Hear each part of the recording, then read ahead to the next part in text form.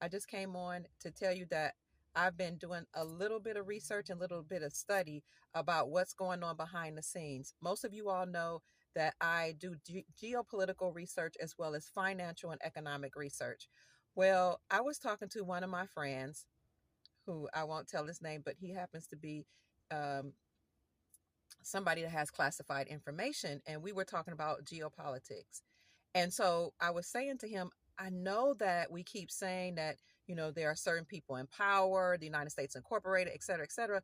And I said, thank you for, having this conversation with me. I said, but what about the black people, so-called black people who are really pulling the strings that's behind white supremacy? I said, why don't people talk about those people?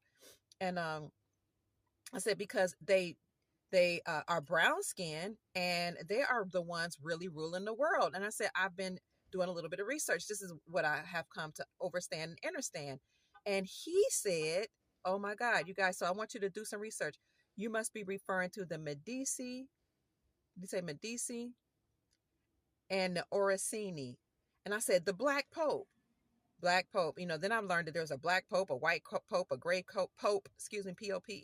And I say, yeah, he was like, the Boule. I was like, well, the ones behind the Boule. He said, the Medici, the Orsini family, look them up, are from a specific bloodline that's been controlling the world.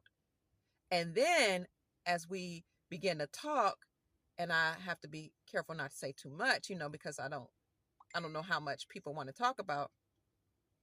He was talking about he told me about Haile Selassie, the Orsini and the Medici families. They're cousins to Haile Selassie. Haile Selassie's bloodline allegedly is running the world now. That I don't know if Haile Selassie was a part of the Moroccan Empire or not, the Ethiopian last king or whatever. But when you go to West Africa, they praise Haile Selassie, and different people all over the planet praise him. And I always thought it was a little peculiar that he married a woman that wasn't even from his bloodline. And I just got I got bad vibes from him. Other people was like, oh, he's such a great guy. I don't know. I didn't get good vibes. But, who am I? I don't know. I'm going to do a little more research. But allegedly, this is the bloodline family that's been running the world. Now, when the Europeans came to America, you all know that they came with Christopher Columbus in 1492. Christopher Columbus most likely was not a Caucasian. From my limited research, he was a melanated man. Okay, but he came with others, and they were from the Moorish Empire that controlled Europe. The Moorish Empire are people who are brown skinned. They brought indentured servants, the Europeans, over here. And remember, who was it? It was Obama, and I heard President Trump say the same thing. And people think that I don't know what I'm talking about when I said Trump said the same thing, but Obama and some other presidents have said in the past that Morocco is the first empire or the first people that allowed us to rule ourselves or acknowledged us as our own nation. So when they came here, the indentured servants came to America, they were allowed or enabled to conduct their own business, to rule themselves, to have their own nation. That was separate from what we had already established here. The Moroccan Empire was full of people who looked like me. We are the Aboriginal copper-colored people, the Americans that Christopher Columbus and the Europeans found here when they got here. So you can look up the 1828 Webster's definition of American. And the 1828 Webster's definition of American is the copper-colored people found here in America by Christopher Columbus or by the Europeans, but now applied to the Europeans. So the Europeans that came here, they were not original Americans. That's why some people say that when you call everybody who come here American, you're actually participating in identity theft. So what happened was the people in power, not the Europeans that came here, but the people in power actually uh, allowed people to come here. And of course, the Moors or the Aboriginal people who were here, we left them alone and let that we didn't have a problem with them ruling and themselves and conducting their own business. Like, why would we? But what happened was the Moroccan Empire decided to pay off their debt. or forgive their debt, all of the indentured servants when they came here. And then they put them over the Aboriginal people, or gave them certain jobs, like they gave them gatekeeping jobs, and allowed them, the Europeans, to come over here to have like more, over time, more land, to have power, to be in banking, to be in certain and education, all 9 areas or sectors of society. But remember, the European folk who came here, who were indentured servants, and they had everything wiped away, all the debt wiped away, they were given positions of power. Okay. But remember, in Hollywood, they would do what was called blackface, and you would see them like painting black on their faces, and it looked like they were mocking brown skinned people. What they were actually doing is sending coded messages saying, look, you think we're in power? No, there are darker beings than we, who are actually controlling the puppet strings. They were sending codes. Everything that happens in this world is coded. The commercials are coded. The stage plays are coded. The movies, theatrics, they're coded. Presidential speeches, everything is coded, whether it be numerology or actually, written words or signs and symbols. So they were trying to let us know that there were darker beings. Those darker beings are a bloodline of people who are either humans or human hybrids or extraterrestrials that came to this planet and masqueraded themselves as a certain people. Many of them blended in with the copper colored Aboriginal indigenous peoples here in America and all over the world. We have been lied to, family, about so many things, but I'll get into more detail about that a little later. I'll come back later, but I want you to look up the Medici and the Orsini, the black nobility. These are people that are brown, okay, that rule the world. They pull all the strings. They created white supremacy. So people would say white people control everything. No, white people don't control everything. Beings, extraterrestrial beings, like the Nephilim, and those that made it with human beings and their bloodline. Some of them are human. Their bloodline, many of whom look like my complexion. Now, by now, they're probably all types of complexions. They might be they might present as European. Some of them, they might present as brown or copper color or whatever. But my point is, we've been lied to about everything. Everything. So this is why we have to stop fighting about race, color, religion, creed, all that. It's all faux pas. It's all fake. It's all paradigms or belief systems that have been put in place to cause us to fight one another, so we won't know who's really controlling things. Again, there are certain bloodlines, and according to my knowledge, these bloodlines are the ones who actually put the Rockefellers, the Rothschilds, and these et cetera, in place. But you have bloodlines behind them. You have the Black Pope behind them. Okay. You have dark entities, beings that are not even human, that came to this planet to control us. So again, white supremacy is something that they made us think is about skin complexion, but it really isn't. White and black are statuses and law. When the indentured servants came over here from Europe, and became known as the 13 colonies, they weren't considered white. They were considered, their legal status was black, that of a slave. They were the indentured servants, not the copper colored people here. That's a lie. We weren't the original indentured servants or the slaves. Slave come from the word Slavic, Slav or Slavics.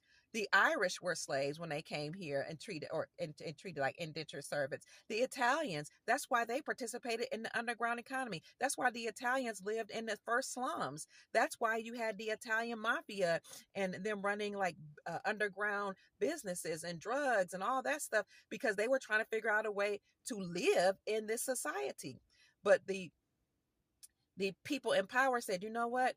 We're going to, first, they were called black, our classification, because we were the ones that ruled the land, or not ruled, but owned the land. Our ancestors did. Our status was white. But the people in power said, we're going to switch it up, and we're going to make the colonists be classified as white, and the Aboriginal copper colored people found here by Christopher Columbus, we're going to give their classification black. We're flipping things and make them pay off the debt of the corporations. We're going to make the people on the land who own this land, control the land, pay off all the debt. This is why Pope Francis said in his letter Motu Proprio that we made the African Americans pay off the debt. He said that in his letter Motu Proprio. He said, but then we switched it up and we made everybody indentured servants and made them pay off the debts of the corporation. But again, when the Caucasian people, the European people came over here, many of them, most of them were indentured servants. The women were sex slaves of the Moors that ruled Spain from 711 to 1492 and actually ruled over Europe. They brought those servants over here. They brought criminals over here. They brought, the most of them were just servants and indentured servants or slaves over here and allowed them to rule here. Those Moors that came over here then conquered this land. The Caucasian Europeans who were in Europe, they were going through the same thing we're all going through over here. The people masquerading as Moors who were really from that bloodline that were related to the Nephilim that came down to the earth, they were doing bad things to their children, destroying their organs, drinking their essence, having child hunting parties, molesting the women, not just the entities, but their hybrid humans. So they came here to escape that, and they were allowed to be here, and they were allowed to rule and govern themselves. They had their own government. They had their own way of life. And then the copper color original people here, indentured people here, were lied to and told that you're black and you came from Africa on some slave ships. They lied to us about everything. But people that look like me, that reject that, actually did our own study to find out we never were slaves. No people on either side of my family ever were slaves. They were all landowners, business owners. None of them can trace not 1 inch of blood to Africa. Now, perhaps through marriage or trading or what I'm trying to say, or migrating back and forth, you might have had people mix their seed, but my people are not from African slave ships. Most of people that look like me are not. We are the indigenous, aboriginal, copper-colored people that were found here by Christopher Columbus and the Europeans that came here. We've been lied to about everything, family. Everything. It's so sobering because I already knew just from studying with the Moors and studying with, just people and actually doing my own research, especially when I went to Ghana, West Africa, and I spent like months there over the years for between 2013 to 2014 and 2017 years. I spent time there, and I kept studying and then I studied with some other people from different African bloodlines, and they kept saying, you and we are not the same people. We did not sell you guys. We're not the same. And they're like, we're not even trying to make you feel bad or make you feel like we just don't want to claim you. They're like, I mean, we might be cousins, but in terms of you all coming from Africa on slave ships, it's a lie. Now, what did happen is that when we were enslaved here, or forced to be indentured service in order to pay off the debt of the corporation that ruled in America, many of us were sent to Africa and reclassified as African Americans, okay? Because we were Americans, they sent us to Africa, and some of us made it back. That's what happened. But if we think for one moment that a group of people from Europe can send over millions or hundreds of thousands of strong men, women, and children cross the Atlantic Ocean in some wooden boats and somehow populated all of the Americas, then we really are not thinking correctly. And it didn't happen. It didn't happen. So I want you to look up the Medici and the Orsini and help me research this and let me know what you find out and see if you can connect that to Haile Selassie. I think it's a reason. I'm not saying he's a bad guy, but I think it's a reason why they kept pushing him. I never got good vibes from him, honestly. I don't get vibes from anybody that they push in front of my face. I didn't get good vibes from none of those so-called black leaders. Most of them aren't even American. They didn't come from here. This whole Back to Africa movement, that Jamaican guy, I can't think of his name right now. The Back to Africa guy, cannot think of his name, was trying to send us all back to Africa. They were all part of the plot.